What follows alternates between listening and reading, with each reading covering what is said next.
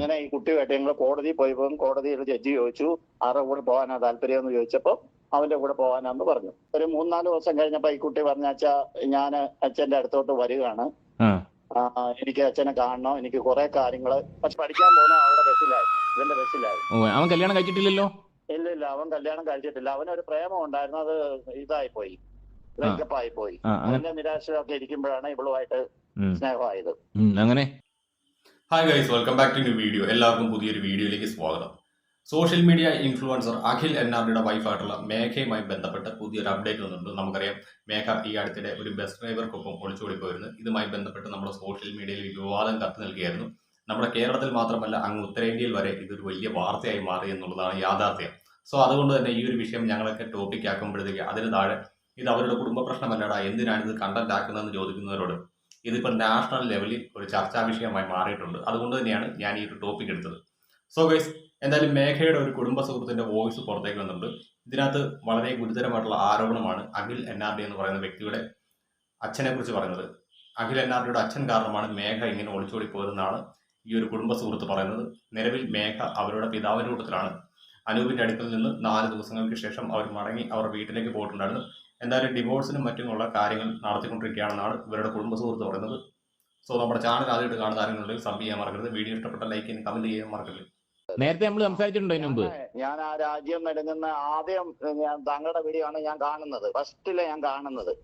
ഞാൻ കൊച്ചിയിലായിരുന്നു. അപ്പം ഈ വീഡിയോ കണ്ട ഉടനെ ഇതിന്റെ ഒരു തലക്കെട്ടൊക്കെ എനിക്കൊരു കൗതുകമായിട്ട് തോന്നി. രാജ്യം ോട്ടോന്നൊക്കെ പറഞ്ഞ ഭയങ്കര തമ്പുലൈനൊക്കെ ഭയങ്കരമായിരുന്നു, ഭീകരമായിരുന്നു. ആ വീഡിയോ അത്ര ഓടിയെന്നാണ് എനിക്ക് തോന്നുന്നത്. തലക്കെട്ടും അവതരണ ശൈലിയൊക്കെ പൊളിച്ചു എന്തായാലും. അപ്പൊ ഈ സംഭവത്തില് ഈ രാത്രി ഒരു 12:30 ആയപ്പോഴാണ് എന്നെ അദ്ദേഹം വിളിക്കുന്നത്, ഈ കുട്ടിയുടെ പിതാവ് വിളിക്കുന്നത്. അദ്ദേഹത്തിന്റെ പേര് പത്മകുമാർ എന്നാണ്.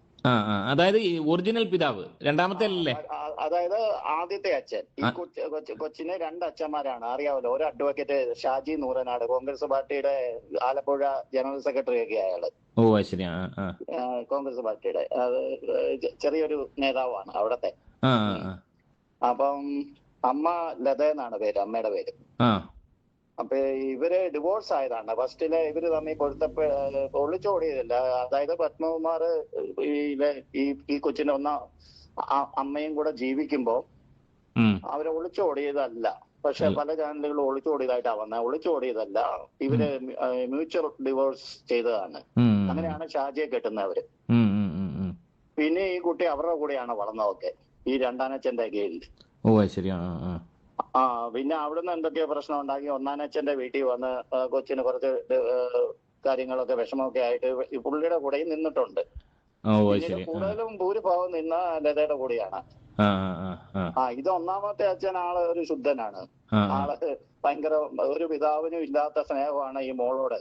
അങ്ങനെയാണ് കൊഞ്ചിച്ച് വളർത്തിയത്. കാശുമുണ്ട്, അത്യാവശ്യം നല്ല പണവും ഉണ്ട്. പുള്ളിയുടെ ലീഗൽ കാര്യങ്ങളെല്ലാം ചെയ്തു കൊടുക്കുന്നത് ഞാനാ. അങ്ങനെയാണ് ഞാനുമായിട്ടുള്ള പുള്ളിയുടെ ബന്ധം. പുള്ളിക്ക് ഒരുപാട് സ്വത്തുക്കളും കാര്യങ്ങളൊക്കെ ഉള്ളതുകൊണ്ട് പുള്ളിയുടെ ലീഗലായിട്ടുള്ള കാര്യങ്ങളെല്ലാം നോക്കുന്നത് ഞാനാ, ഈ പത്മകുമാറിന്റെ. അപ്പൊ ഇത് അറിഞ്ഞു കഴിഞ്ഞപ്പോ ഞാനും പുള്ളിയും തമ്മിൽ നല്ല പോലെ പുള്ളി ഹോസ്പിറ്റലിൽ, പുള്ളിക്ക് തലവേദനയും പനിയും ഒക്കെ കൂടിയിട്ട് തിരുവല്ല ഹോസ്പിറ്റലിലൊക്കെ കൊണ്ടാക്കിയത് ഞാനാണ്. അതുപോലെ ഈ കുട്ടിയെ എത്രയും പെട്ടെന്ന് പിടിപ്പിക്കാൻ വേണ്ടി രമേശ് ചെന്നിത്തലയെ ബന്ധപ്പെട്ട് ഉറങ്ങിക്കിടന്ന സ്ത്രീയെ ഉണർത്തി 2 മണിക്കൂറിനുള്ളിൽ പിടിച്ച് ഇവനെയും അവളെയും കൂടെ പിടിച്ച് സ്റ്റേഷനിൽ കൊണ്ടുവരിച്ചത് ഞാനാണ്. എന്നിട്ട് ഞാനും പത്മകുമാറും കൂടെ ഈ കുട്ടിയുടെ അച്ഛനും കൂടെ സ്റ്റേഷനിൽ പോയി. അപ്പൊ ഈ പയ്യനുണ്ട്, ഈ പയ്യനോട് ഈ കൊച്ചിന്റെ അമ്മയും രണ്ടാനച്ഛനും സംസാരിച്ചുകൊണ്ട് നിൽക്കുകയായിരുന്നു. ഒരു കാരണവശാലും ഇവൻ ബില്ലിംഗ് അല്ല. അപ്പൊ ഈ പത്മകുമാറിനോട് സംസാരിക്കാൻ പറഞ്ഞു. അതിനിപ്പുറം കോടതിയിൽ നിന്ന് വിളിച്ചു.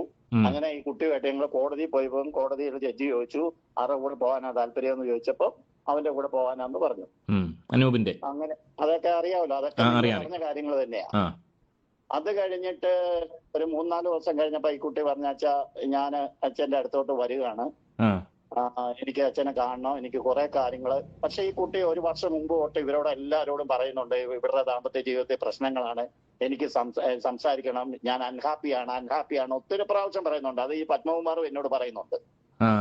അപ്പൊ ഇവർക്കെല്ലാം ഒരു നാണക്കേട്. കല്യാണം കഴിഞ്ഞ് ഇത്ര ആയതല്ലേ ഉള്ളൂ, സാധാരണ ചട്ടയും കലമാകുമ്പം തട്ടിമുട്ടിയെന്നൊക്കെ ഇരിക്കും, അത് ക്ലിയർ ആയിക്കോളൂ എന്നുള്ള ഇത്ര സീരിയസ് ആണെന്നൊന്നും അറിയില്ലായിരുന്നു.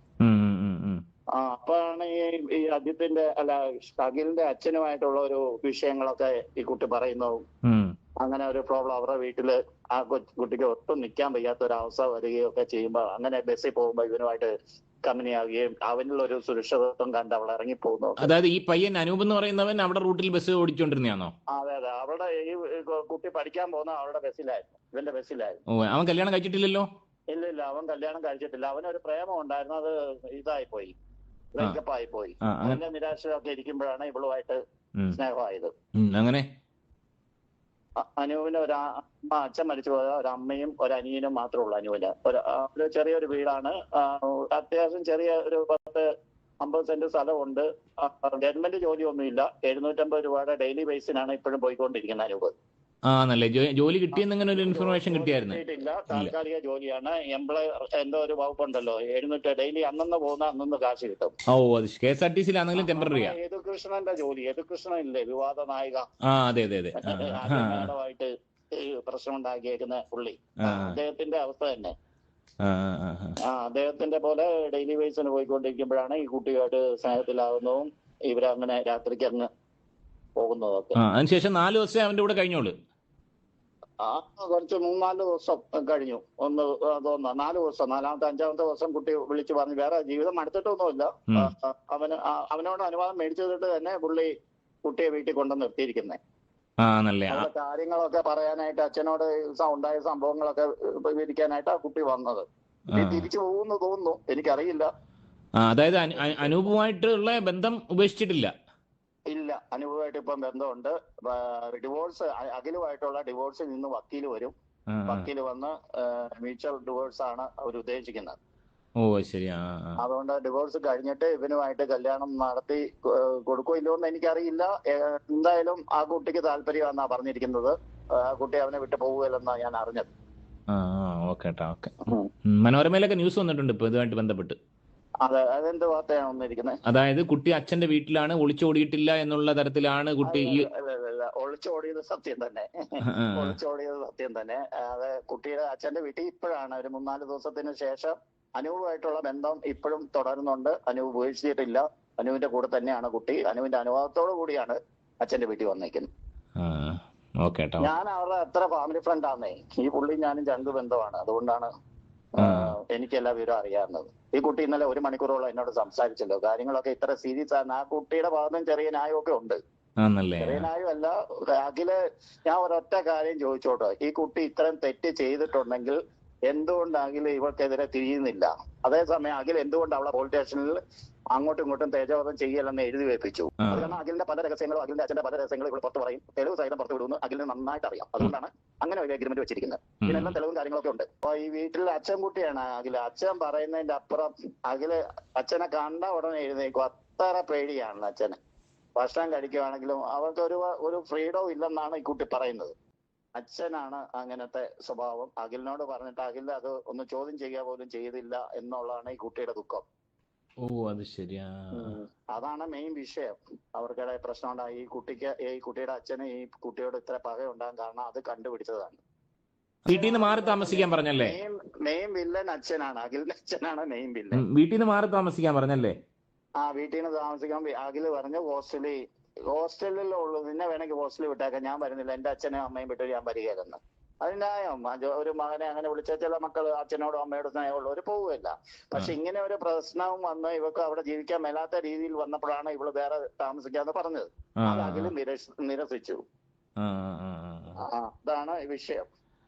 അപ്പം നിലവില് അച്ഛന്റെ വീട്ടിലാണുള്ളത്, സ്വന്തം അച്ഛന്റെ വീട്ടിലാണ് അവളുള്ളത് ഒറ്റയ്ക്ക്? അതെ, തീർച്ചയായിട്ടും. ഇപ്പൊ അച്ഛൻ അവളെ ഏറ്റെടുത്തിരിക്കുകയാണ്. പക്ഷെ അനൂപിന്റെ കേസിൽ ആ പയ്യനെ അച്ഛൻ അംഗീകരിച്ചിട്ടില്ല ഇതുവരെയായിട്ട്.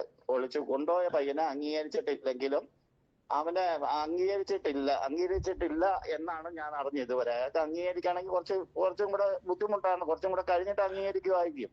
അതായത് കൊണ്ടുപോയ പയ്യനെ അച്ഛന് താല്പര്യമില്ല. അച്ഛന് താല്പര്യമില്ലെന്നല്ല, അച്ഛന് ഏതൊരു അച്ഛനായാലും കുറച്ച് ഇത് വരുമല്ലോ. അങ്ങനെ ഒരു ഇത് പുള്ളി അംഗീകരിക്കുകയോ വീട്ടിൽ കയറ്റി താമസിപ്പിക്കുകയോ ഒന്നും ചെയ്തിട്ടില്ല അവനെ. പുള്ളി ഒറ്റയ്ക്കാണോ ഇപ്പം? ഈ മേഘ ഒറ്റയ്ക്കാണ് പുള്ളിയുടെ. അതല്ല ചേട്ടാ, നമ്മുടെ ഈ പിന്നെ ഇദ്ദേഹത്തിന്റെ ഫാദർ, മേഘയുടെ ഫാദർ ഒറ്റയ്ക്കാണോ? മേഘയുടെ ഫാദർ ഒറ്റയ്ക്കല്ല, അമ്മയുണ്ട്, മേഘയുടെ അപ്പൂപ്പനുണ്ട്, ഓ അത് ശരി. രണ്ട് ഒരു ബന്ധുവുണ്ട്, പിന്നെ രണ്ട് മൂന്ന് ജോലിക്കാരുണ്ട്. ഒരു ഹൈ ഫാമിലിയാ, ഇല്ലം ഫാമിലിയാണ്. അവിടുത്തെ ഒരു പുരാതനമായ ഒരു നാലുകെട്ട് വീടും കാര്യങ്ങളും അങ്ങനെയൊക്കെ ഉള്ള ഒരു സെറ്റപ്പാണ്. ഒരു 4-5 ഏക്കർ സ്ഥലത്തിന്റെ അകത്താണ് ഈ വീട് ഇരിക്കുന്നത്. ഇടനാട്. ഓ നല്ല സാമ്പത്തികമുള്ളവരാ. നല്ല സാമ്പത്തികം എന്ന് പറഞ്ഞാൽ കോടികളുടെ ആസ്തിയുള്ള. എനിക്ക് അറിയാവില്ല, ഞാൻ അവിടെ പോയി ഒരാഴ്ചയൊക്കെ താമസിക്കുന്ന പുള്ളിയുടെ കൂടെ. ഓ ശരി. എന്നെ ഭയങ്കര കാര്യമാണ് പുള്ളിക്ക്. എന്ത് കാര്യം ഉണ്ടായാലും പുള്ളി ആദ്യം വിളിച്ച് പറഞ്ഞു എന്നോടാ എന്റെ മോള് പോയെന്നും അവരെ പിടിച്ചു കൊടുക്കണമെന്നും ഒക്കെ ആവശ്യം. അന്ന് രാത്രി തന്നെ ഞാൻ വണ്ടി എടുത്ത് പുള്ളിയുടെ അടുത്ത് പോയി. പിറ്റേന്ന് രാവിലെ ഞങ്ങൾ രണ്ടും സ്റ്റേഷനിൽ പോയത്, ഈ പയ്യനുമായിട്ട് സംസാരിക്കുകയൊക്കെ ചെയ്തു. കാര്യം ഉണ്ടായില്ല. സോ ഗൈസ്, ഇതാണ് ഇപ്പോൾ പുറത്തേക്ക് വന്നിരിക്കുന്ന വോയിസ് ക്ലിപ്പ്. ഇതിന്റെ പ്രകാരമാണെങ്കിൽ അഖിലിന്റെ അച്ഛനാണ് ഈ കഥയിലെ വില്ലൻ. നമ്മളെല്ലാവരും മേഘയെ തെറ്റിദ്ധരിച്ചു എന്ന് വേണമെങ്കിൽ പറയാം. സോ ഗൈസ്, ഇത്രയുള്ള നമ്മുടെ വീഡിയോ ഇഷ്ടപ്പെട്ടാൽ ലൈക്ക് ചെയ്യാനും കമന്റ് ചെയ്യാനും മറക്കരുത്.